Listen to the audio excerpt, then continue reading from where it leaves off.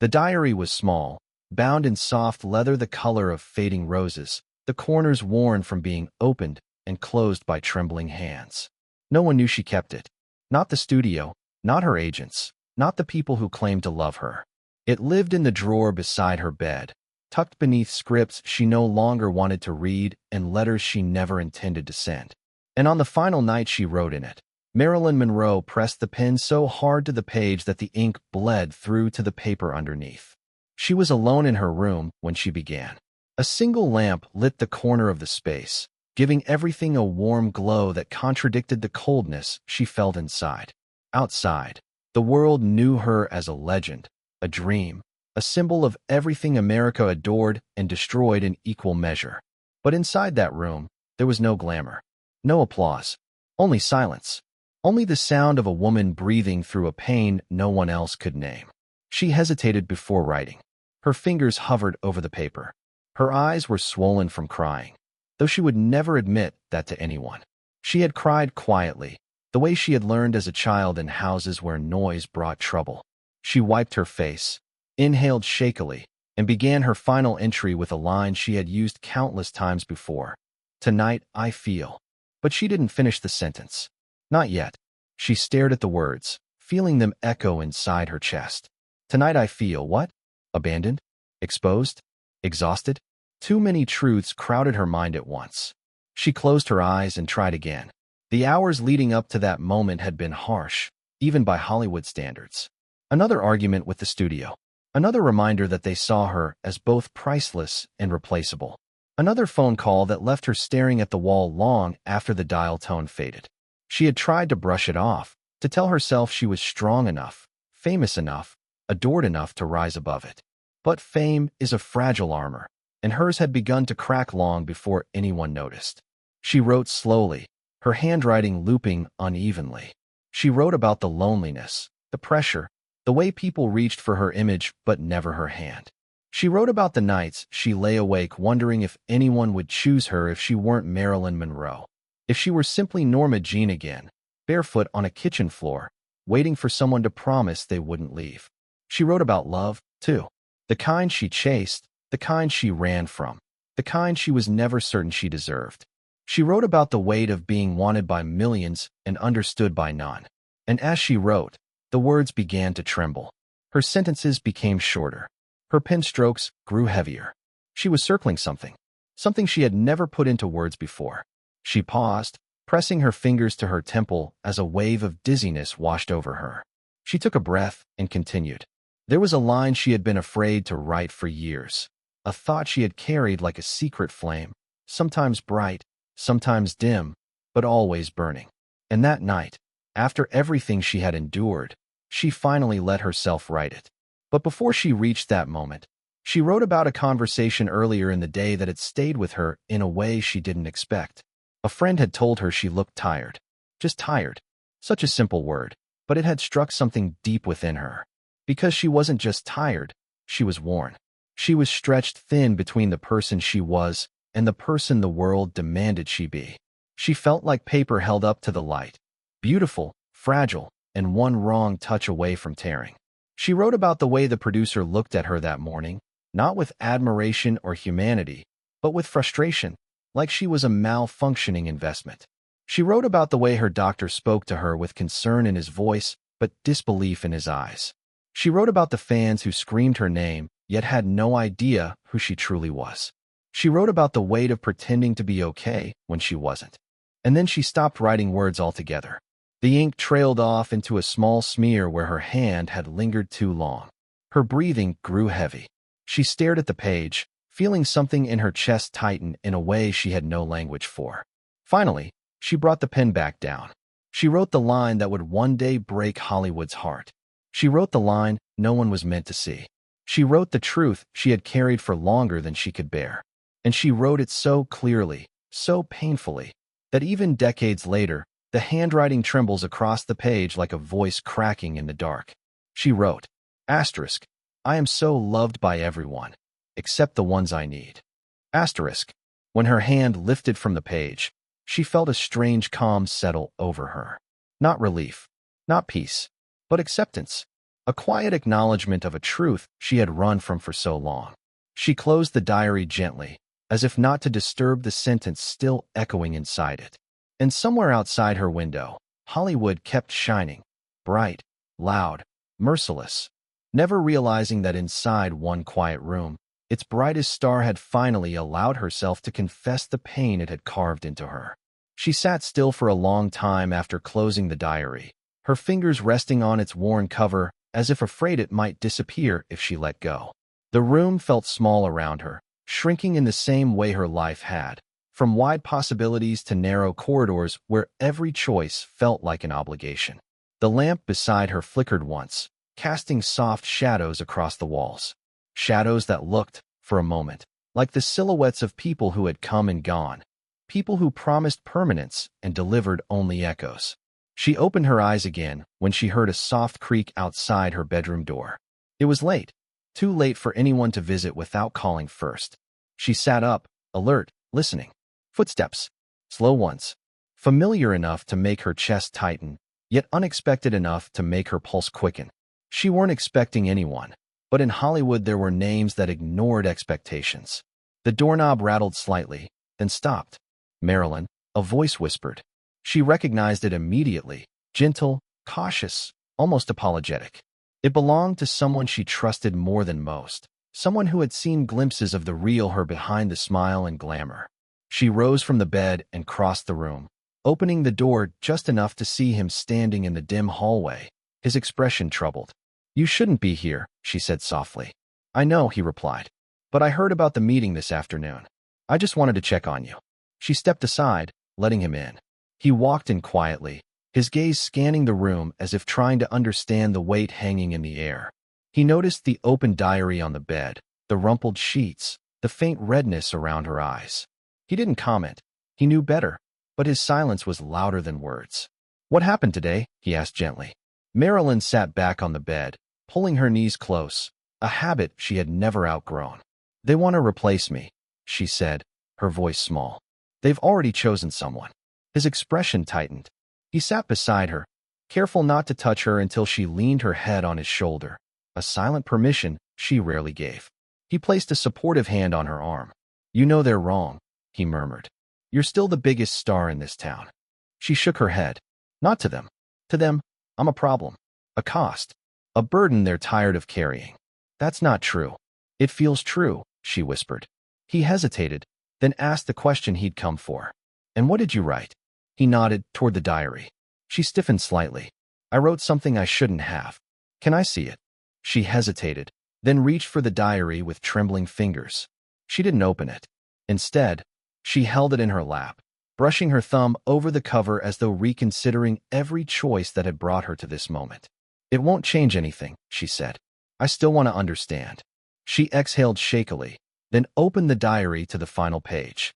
He glanced at the sentence, the single line written with a force that nearly tore through the paper. His expression shifted, first confusion, then realization, then a deep, aching sadness. "Oh, Marilyn," he whispered. She looked up at him, eyes glistening. "It's the truth. I don't know how else to say it. Everyone wants something from me, but the people I want, the ones I care about, they always leave. That's not your fault. It feels like it is." He shook his head. "That line isn't a confession. It's a wound." She closed the diary again, holding it tightly. "I don't know who I am without the cameras, without the scripts, without the applause. Sometimes I think the only version of me people want is the one they invented." "That's not true," he said again, but his voice lacked conviction. He knew that the world didn't just want a part of her, they demanded all of her. And when she couldn't give it, they punished her. She wiped a tear from her cheek. "Do you know what's funny? As a child, I used to write letters to people I loved, letters I never sent. I guess this diary entry is just another one of those." "A letter to who?" he asked. She stared at the closed book for a long moment. "To anyone who might have stayed." He didn't know how to answer that. So he took her hand, the one not holding the diary, and squeezed it gently. He didn't realize she had already written the last line she would ever write. He didn't realize this was the closest she had come to telling someone she was slipping away. Outside, a breeze brushed against the window, rattling it softly. The night felt too quiet, as if holding its breath. He looked at her again. "You need rest." I need peace, she corrected. I'll stay with you for a while. She smiled. A small, tired smile that barely lifted the corners of her mouth. Thank you. But deep inside, she felt the truth settle like dust in a still room. He would stay for a while, but not forever. No one ever did. She lay beside him, clutching the diary to her chest as though it were the only witness that understood her.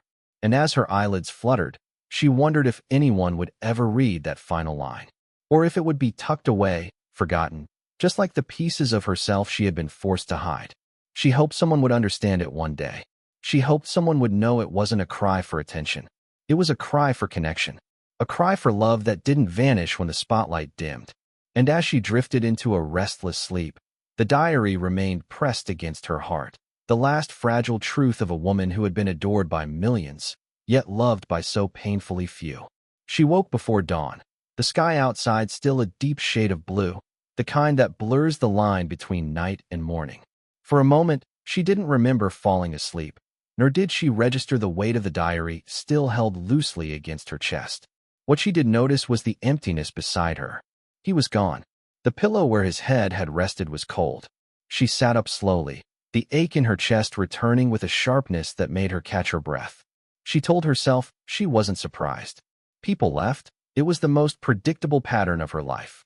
Still, she had hoped, just for a moment, that he might have stayed long enough to see the sunrise with her. She placed the diary back in the drawer, sliding it gently into the darkness. Then she rose from the bed and walked toward the window. The first traces of light crept over the horizon, washing the sky in pale gold and gray.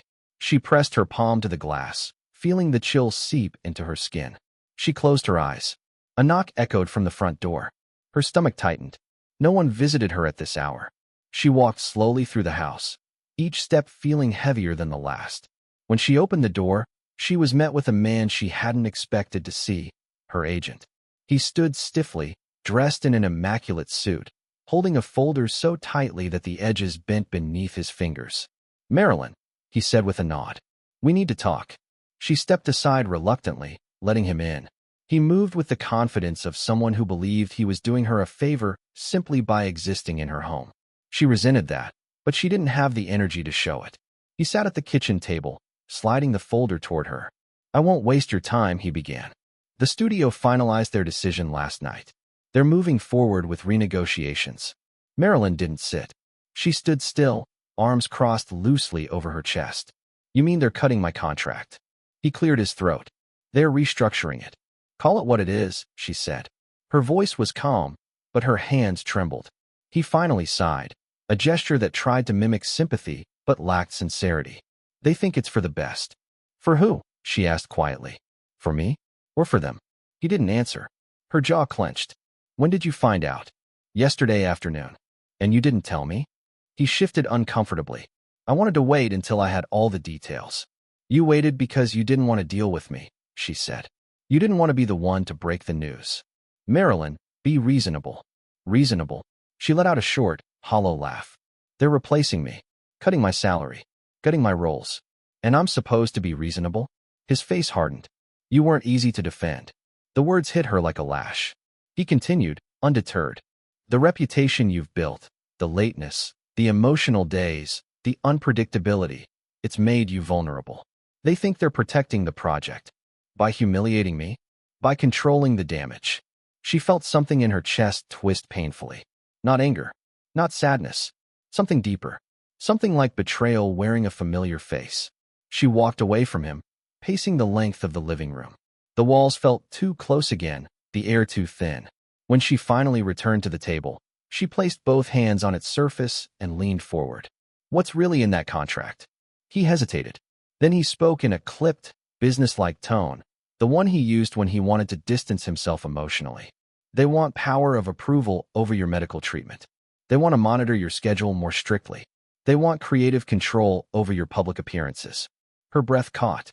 "They want ownership. They want order," he corrected. She stared at him with a look she rarely gave anyone, a look of raw, naked disappointment. "And you think this is acceptable?"